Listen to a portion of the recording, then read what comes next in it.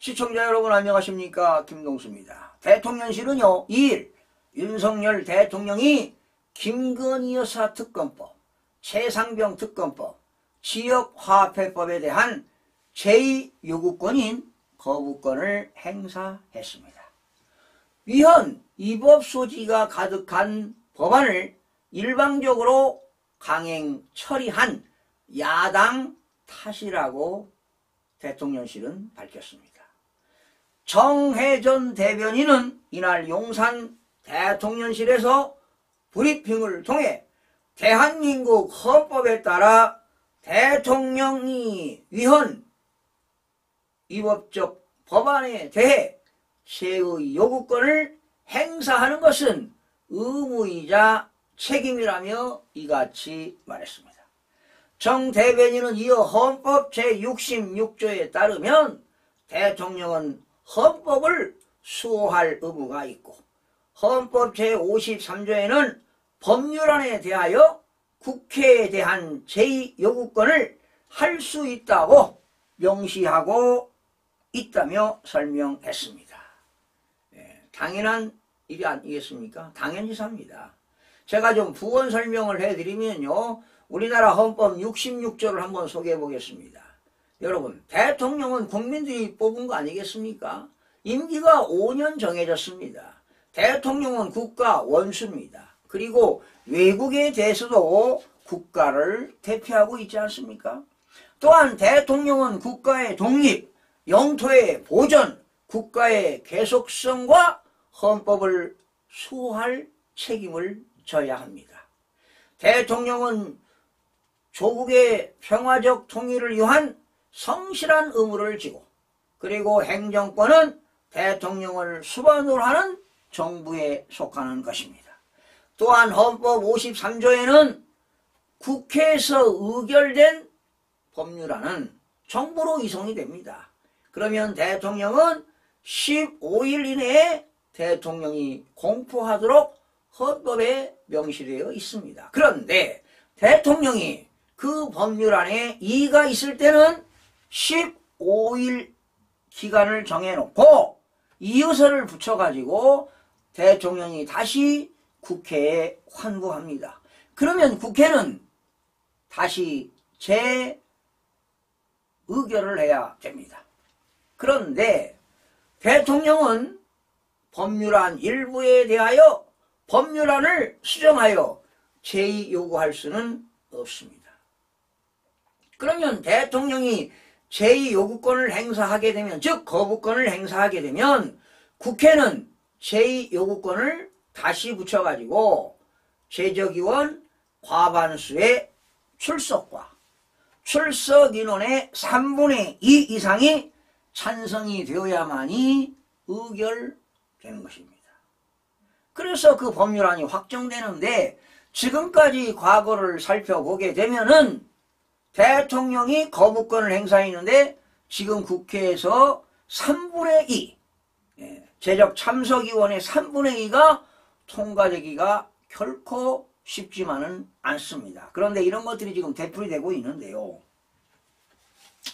자, 지금 대통령실 정 대변인은요, 또 순직 해병대원 관련 특검은 이미 2번째 폐기됐습니다.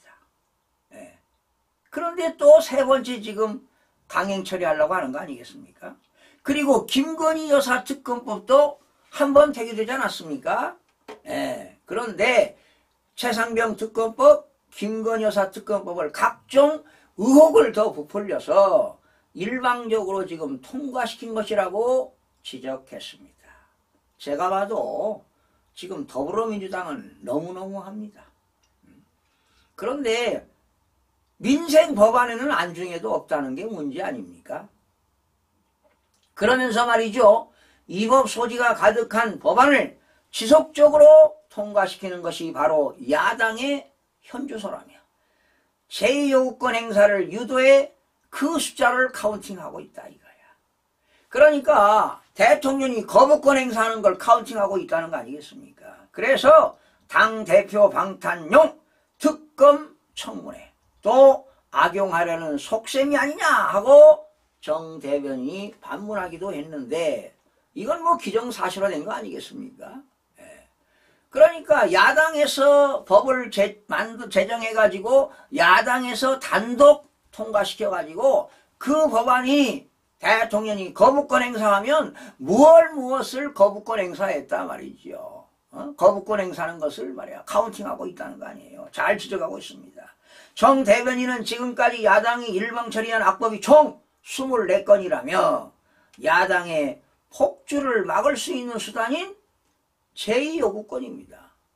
당연히 대통령은 헌법 규정에 의하여 제2요구권 행사할 수 있는데 그런데 야당이 법률로 이것까지도 제2요구권까지도 막겠다는 거 아니겠습니까?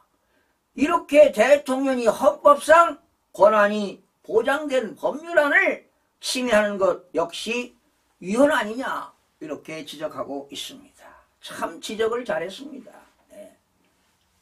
여러분 어떤 법률안을 제정하기 위해서는 좋은 법안을 만들려면 여야가 서로 연구하고 말이죠. 좋은 자료를 가지고 통과시켜야 되는 거 아니겠습니까? 그런데 지금 어떻습니까? 22대 국회에 들어가지고 야당이 발의하고 야당이 단독 의결하고 말이죠. 그러면 그 법률안이 대통령실에서 15일 이내에 공포하도록 되어 있는데 대통령은 법률안에 이의가 있으니까 제2요구권을 행사합니다. 즉 거부권을 행사하는 거예요. 그러면 다시 국회에 와가지고 재표기를 하는 거 아니겠습니까? 그러면 또 부결되고 말이죠.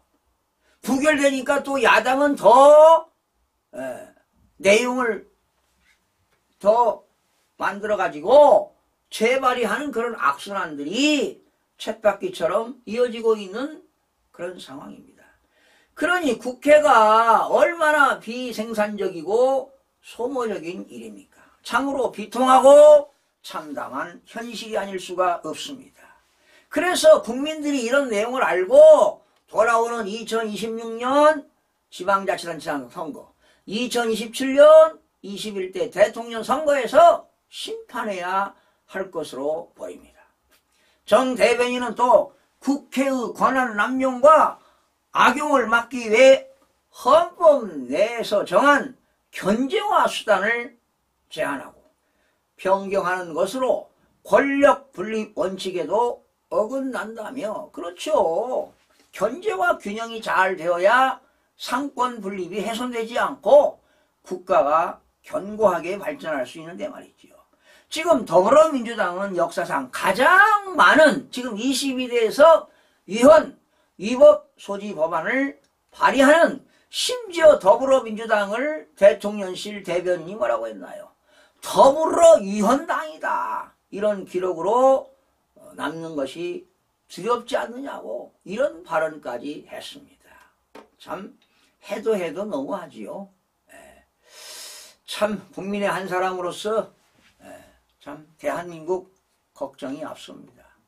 이 정치만 잘 되면요 아마 세계에 으뜸 가는 그런 위대한 대한민국이 될 텐데 경제 대국이 되고요 정말 세계적으로 위대한 나라가 될 텐데 이 정치인들 때문에 이 대한민국이 뒷걸음질하고 있다는 것이 정말 국민의 한 사람으로서 열이 납니다. 열이 나. 스트레스를 받고 있습니다. 여러분. 시청해주신 여러분 고맙습니다.